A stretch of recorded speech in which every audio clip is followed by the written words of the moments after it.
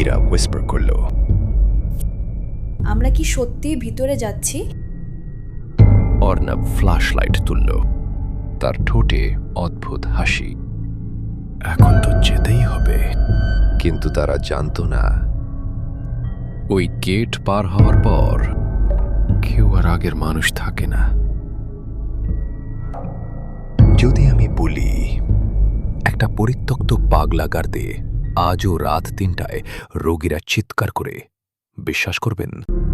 কলকাতার উপকণ্ঠে একটা জায়গা ছিল যেটা নাম কেউ মুখে আনতে চাইত না।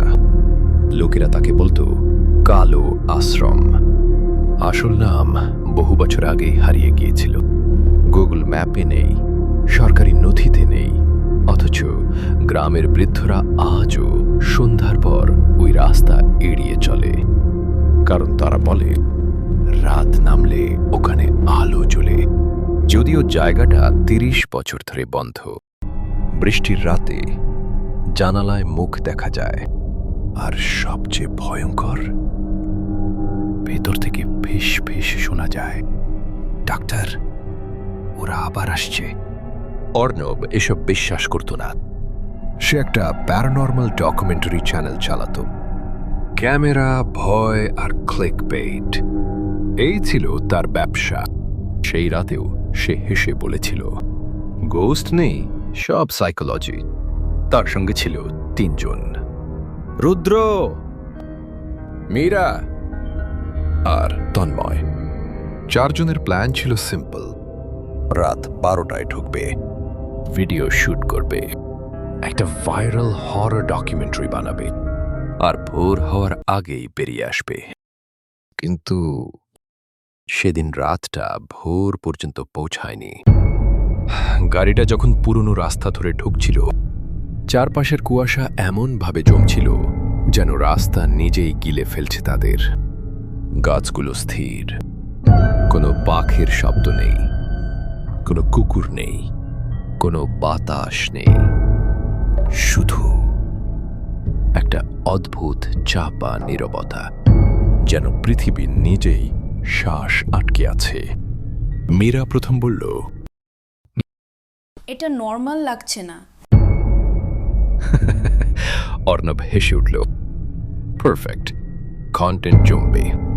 ঠিক তখনই গাড়ির রেডিও নিজে নিজে চালু হয়ে গেল। একটা কাপা disturb। তারপর একটা নারী কণ্ঠ, ফিস ফিস,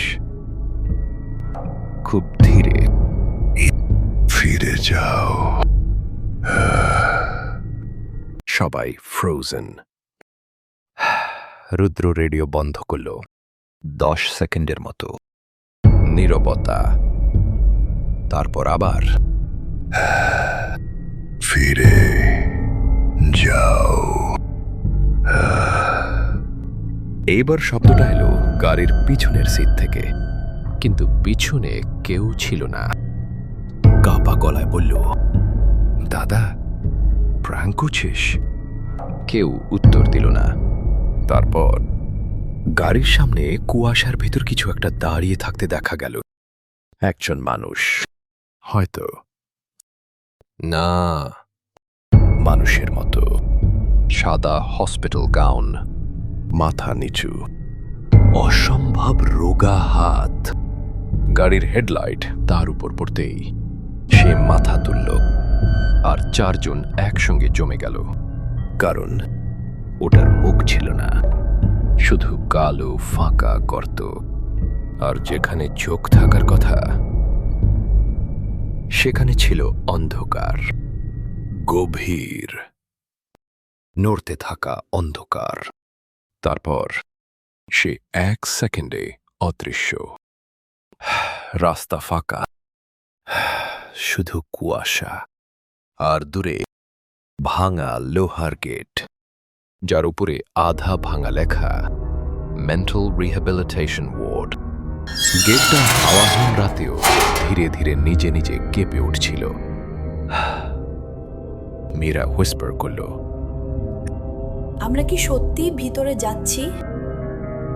অর্ণব ফ্ল্যাশ লাইট তুলল, তার ঠোঁটে অদ্ভুত হাসি। এখন তো যেতেই হবে।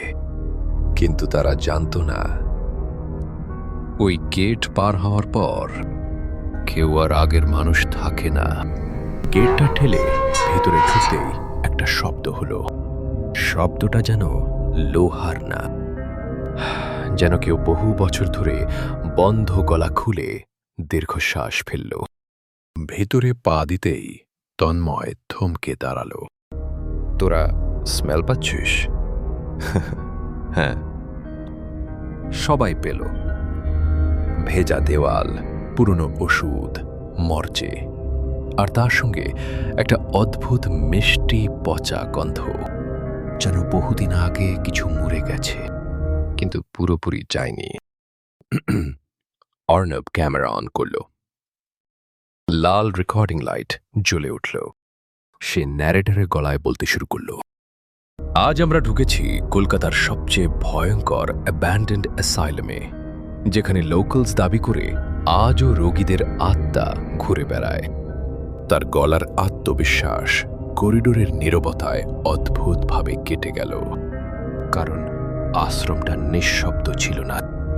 ভালো করে শুনলে বোঝা যাচ্ছিল খুব দূরে কোথাও ধীরে ধীরে কিছু টানা হচ্ছে, মিষ্টি, যেন ধাতব কোনো জিনিস মেঝেতে টেনে নিয়ে যাওয়া হচ্ছে। রুদ্র ফ্ল্যাশ লাইট ঘুরিয়ে বলল, কেউ আছে? সঙ্গে সঙ্গে শব্দ থেমে গেল, একেবারে থেমে গেল। এতটাই হঠাৎ যেন কেউ শুনছিল আর অপেক্ষা করছিল। মীরা নিচু গলায় বলল, আমার ভালো লাগছে না। অর্ণব এবার একটু বিরক্ত। রিল্যাক্স, উইন্ড সাউন্ড, কিন্তু বাতাস ছিল না, এক ফোঁটাও না। প্রবেশদ্বার পেরোতেই একটা বিশাল রিসেপশন হল, দেয়ালে ফিলিং পেইন্ট, জায়গায় জায়গায় কালো ছত্রাক, সিলিং থেকে তার ঝুলছে, আর মাঝখানে একটা হুইল চেয়ার একা নড়ছে। ধীরে ধীরে নিচে নিচে, কেউ ঠেলছে না, তবু তন্ময় প্রায় ফিস ফিস করে বলল, এটা এক্সপ্লেইন কর। অর্ণব কিছু বলল না। এই প্রথম তার মুখে কনফিডেন্স একটু কম। ক্যামেরা জুম করতেই দেখা গেল হুইল চেয়ারের সিটে কিছু একটা রাখা, একটা ছোট্ট স্টাফড র্যাবিট। চোখ নেই, গলায় বাঁধা একটা ট্যাগ। মীরা ফ্ল্যাশ লাইট ধরল, তাতে লেখা, পেশেন্ট 14, ডু নট রিমুভ। হঠাৎ হুইল চেয়ার থেমে গেল। 1 সেকেন্ডের সাইলেন্স। তারপর ওটা নিজে নিজে ঘুরে দাঁড়ালো, ধীরে, খুব ধীরে, সরাসরি তাদের দিকে। 4 জন ফ্রিজ, কারণ সিটে র্যাবিটটা আর ছিল না, খালি, একদম খালি। তন্ময় কাপা গলায়, না না না না, এটা ফানি না। ঠিক তখনই উপরে কোথাও একটা বাচ্চার হাসি, খুব আস্তে।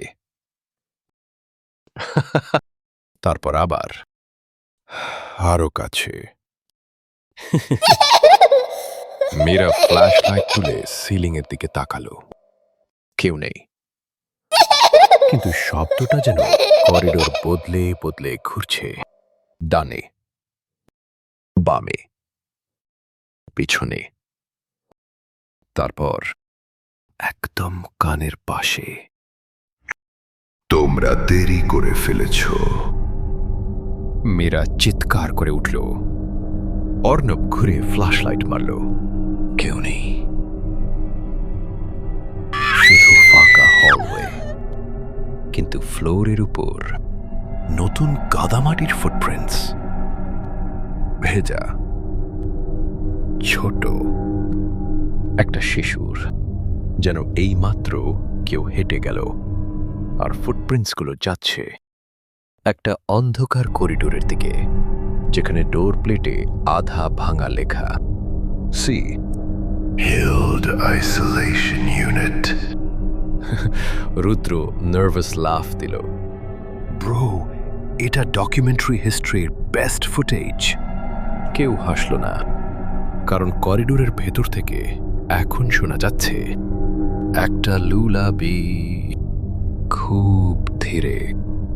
কেউ গান গাইছে, বাচ্চাদের ঘুম পাড়ানোর মতো, কিন্তু টিউনে কিছু ভয়ঙ্কর ভুল। শব্দগুলো উল্টো, ভাঙা, মানুষের মতো না। মীরা প্রায় কেঁদে ফেলল। আমরা ফিরে যাই। অর্ণব গম্ভীর হয়ে গেল। তার কিউরিওসিটি ভয়কে হারাচ্ছে। সে বলল, একটু দেখি। ওরা করিডোর ধরে হাঁটতে শুরু করল। প্রতি পায়ে ধুলো উঠছে, ভাঙা টাইলস, জং ধরা দরজা, দেয়ালে স্ক্র্যাচ মার্ক, কিছু জায়গায় লেখা Don't let them in. He is not a doctor. They live in the walls. Tanmoy থেমে গেল। কে লিখেছে এগুলো? কেউ উত্তর দিল না, কারণ সামনে একটা দরজা আধ খোলা, ভেতরটা পিচ ব্ল্যাক। দরজার ওপরে ফেডেড লেবেল, রুম 13। হঠাৎ ভেতর থেকে একটা শব্দ, ধীরে, যেন কেউ দেয়ালে নখ চালাচ্ছে। মিষ্টি। তারপর একটা গলা, শুকনো, কাপা, খুব আস্তে। ডাক্তার, আলো নিভিয়ে দাও। তন্ময় ফ্ল্যাশ লাইট ফেলে দিল। মীরা পিছিয়ে গেল। অর্ণব ক্যামেরা তুলল, কিন্তু স্ক্রিনের দিকে তাকাতেই তার বুক ঠান্ডা হয়ে গেল। কারণ ক্যামেরা স্ক্রিনে রুমের ভেতর দেখা যাচ্ছে একজন দাঁড়িয়ে আছে, লম্বা, রোগা, মাথা কাত করা, সাদা পোশাক, কিন্তু বাস্তবে ঘরটা খালি, ক্যামেরাতে আছে, চোখে নেই। অর্ণবের গলা শুকিয়ে গেল। সে স্ক্রিনের দিকে তাকিয়ে রইল, আর ধীরে ধীরে ওই জিনিসটা ক্যামেরার ভেতর এগিয়ে আসতে লাগল। 1 পা, 2 পা, 3 পা। তার মাথা কাত, মুখের জায়গায় অন্ধকার। তারপর ক্যামেরা স্ক্রিন পুরো স্ট্যাটিক। হঠাৎ পিছন থেকে একটা কণ্ঠ, খুব কাছে, খুব ঠান্ডা। তোমরা নতুন রোগী। 4 জন একসঙ্গে ঘুরে দাঁড়ালো, আর যা দেখল সেটা দেখে মীরার মুখ দিয়ে কোনো শব্দই বেরোল না। কারণ হলওয়ের শেষ প্রান্তে একটা হুইল চেয়ারে বসে আছে একজন বৃদ্ধ নার্স। হয়তো না, মানুষ না। তার স্কিন কাগজের মতো শুকনো, চোখ পুরো সাদা, হাসছে। আর তার কোলে সেই স্টাফড র্যাবিট যেটা রিসেপশন হলে ছিল। সে ধীরে মাথা তুলল। তার ঠোঁট ছিঁড়ে যাওয়া হাসি আরো বড় হল, আর সে ফিস ফিস করে বলল, ডাক্তার তোমাদের অপেক্ষা করছে। কথাটা শেষ হতেই করিডোরের বাতাস বদলে গেল। হ্যাঁ, বাতাস যেটা এতক্ষণ ছিলই না, হঠাৎ যেন অদৃশ্য কোনো ঠান্ডা জিনিস ধীরে ধীরে তাদের চারপাশে ঘুরতে লাগলো। দেয়ালের ফিলিং পেইন্ট কাঁপছে, জং ধরা টুক টুক টুক শব্দে সামান্য নড়ছে। আর হলওয়ের শেষ প্রান্তে বসে থাকা ওই বৃদ্ধা এখনো হাসছে, এক দৃষ্টিতে নড়ছে না, শুধু তাকিয়ে আছে। তার কোলে স্টাফড র্যাবিট, তার শুকনো আঙুলগুলো খেলনার মাথায় ধীরে ধীরে ঘষছে। খস খস খস। মীরা প্রায় কাঁদো কাঁদো গলায় বলল, আমরা বেরিয়ে যাই প্লিজ। অর্ণব এবারও নিজেকে স্টেডি রাখার চেষ্টা করল, কিন্তু তার হাত কাঁপছিল। ক্যামেরার রেড লাইট কাঁপতে থাকা হাতে উঠানামা করছে।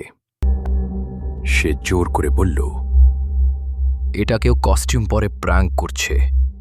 তার নিজের গলাতেও বিশ্বাস ছিল না। রুদ্র ফ্ল্যাশ লাইট তুলল। এই কে আপনি? বৃদ্ধা নার্সের মাথা ধীরে ধীরে কাত হল, একটু ডানে, তারপর বাঁয়ে, যেন প্রশ্নটা বুঝতে সময় লাগছে। তারপর সে হাসল, আরো বড় করে, অসম্ভব বড়, যেন ঠোঁটের সীমা ছাড়িয়ে যাচ্ছে। তার মুখের ভিতর অন্ধকার, দাঁত নেই, শুধু কালো।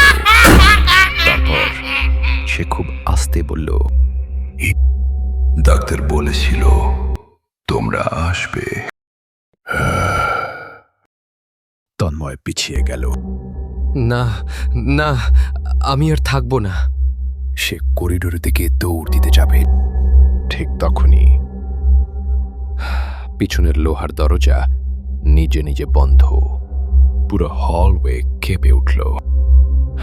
সব আলো নিভে গেল। 1 সেকেন্ড, 2 সেকেন্ড, 3। তারপর ফ্ল্যাশ লাইট আবার জ্বলে উঠতেই হুইলচেয়ার খালি। বৃদ্ধা নেই, র্যাবিট নেই, কেউ নেই, শুধু হলওয়ে। আর দেয়ালে নতুন করে আঁচড় কাটা একটা বাক্য, যেটা কয়েক সেকেন্ড আগেও ছিল না। রক্তের মতো কালো দাগে লেখা, You should not have come.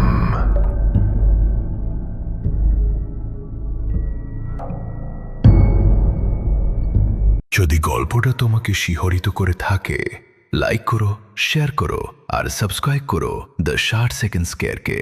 কমেন্টে জানাও তুমি কি কখনো এমন কিছু দেখেছে যা ব্যাখ্যা করা যায় না। কারণ সব গল্প শেষ হয় না, কিছু গল্প তোমার সাথেই শুরু হয়।